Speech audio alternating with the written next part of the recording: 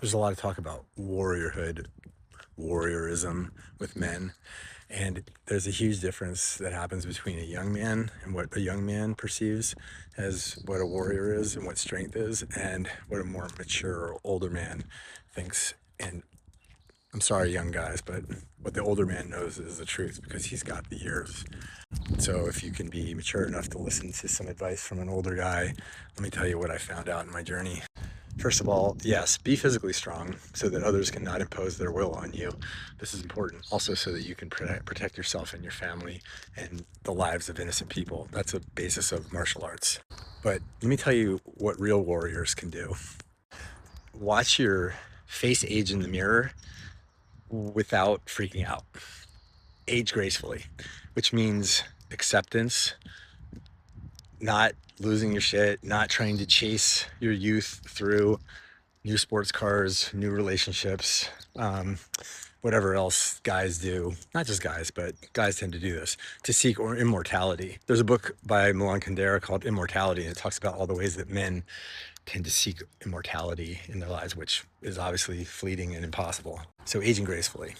Corollary to that is watching your life partner age and not casting them aside or judging them for aging and sticking with them as a warrior as they go through menopause. That's warriorism for the woman and the man. Watching your wife go through menopause and surviving it and being strong and loving and patient and all the things because she didn't ask for it. She has to go through it. It's just one of the things. And you'll have your own version of that.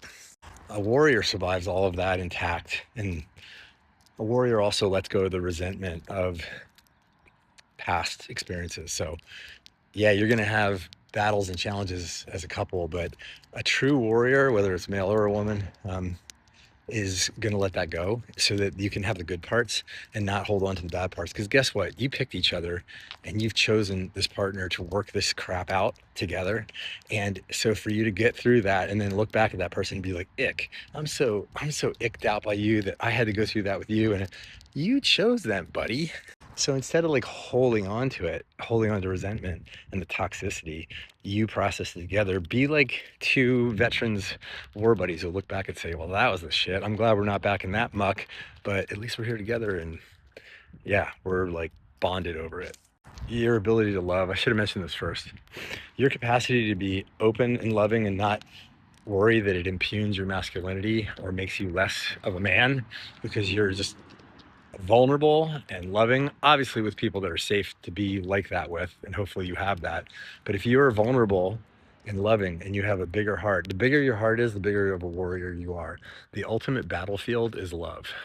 That sounds like Pat Benatar. I don't think she meant this, but it's the hardest thing we'll ever do in our lives is be in a relationship with other people, particularly our opposite sex. Our romantic relationships tend to be the hardest, and we tend to live through our childhood trauma through them, and it brings up a lot of things, and we tend to strangely make choices that trigger those things so that we can work our way through it. I don't pretend to know all the reasons, but I have observed it many times. To me, the greatest warrior is somebody that can just love openly and unafraid. That to me is like, wow, that's what I admire. That's the strength I admire. Discipline, just being able to, and I'm not going to use words like man up or whatever, but just to be able to commit to the things you're committed to and live through those commitments. You wake up every day and you do it, but you don't do it with resentment. You do it because you're principled and you're disciplined. Discipline is a hallmark of a true warrior. And when we talk about being a warrior, it's better to be a warrior in a garden than a gardener in a war. So all of these things, even if you develop all these skills and you don't always need them, it's better to be in the garden of peace with all the skills than to be without the skills in the midst of chaos and conflict, whether it's real or metaphoric, whether it's battlefield or it's emotional, because relationships can be a battlefield, as I said. A lot of guys are going to choke on this one, so buckle up. Embracing your feminine side. What do I mean? I don't mean putting on dresses. What I'm talking about is that we are not 100% male. We are mostly male, but we have, thank God, we have elements of ourselves that are more classically associated with femininity. Some of that I already talked about. being loving, being vulnerable, being able to talk about our feelings, being able to give someone soft, patient energy instead of hard, get it done, male energy, which has a place, by the way. I'm a big fan of that type of energy. I magnify it with coffee every day, but there's another side that if you lose that, first of all, women can't relate to you very well because you're an alien, and also you're missing out on a big part of who you are to become a rounded, complete person. It won't make you. Don't be afraid. You're not going to become. It's not going to change your sexual orientation from one to another. It's not going to, you know, do all these things that you're scared of. Maybe society and culture has ingrained in you to be afraid of, but in fact, you're going to become the complete version of yourself. The version of yourself that's filtered out by society and social mores and fear is not you. So, and part of that is going to be, if you're lucky, is going to have some femininity in it. If you're not lucky and you're like 100% like super andro and you don't have any of that, I'm sorry. Wow, that's going to suck for you and everybody else around you. By the way, this is an aside, but masculinity is not toxic. That whole toxic masculinity thing, that's such garbage. Masculinity is incredible and awesome and needed, but it needs to be balanced. Just like femininity needs to. I would say the same thing about a woman. I've never been a woman, so I'm not going to sit here and try to comment on it, but I'm going to say I know that women have to have some masculine, they have to embrace their masculine side to a point to be a complete woman. And it's like, anyway, and that little piece of the feminine in you and the masculine in her help you relate to one another.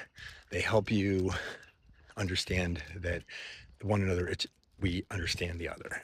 One last thing is being a great friend, like a real friend, a friend when somebody, man, doing like, when somebody really is down, they need your help. You show up. You're like a champion. You're like an angel, a knight in shining armor that shows up for your friends when they need you, and you're really there. It's not transactional. It's not like, oh, so next time, you're gonna help me move next time, whatever. I mean, that's fine, but it's because you love them and because you're willing to be a good friend. And that to me is part of being a warrior, is you show up for your friends and you protect them and you help them when they're down, because they're going to be down at some point, just like you are. And man, there is few things more precious than a truly good friend in this world.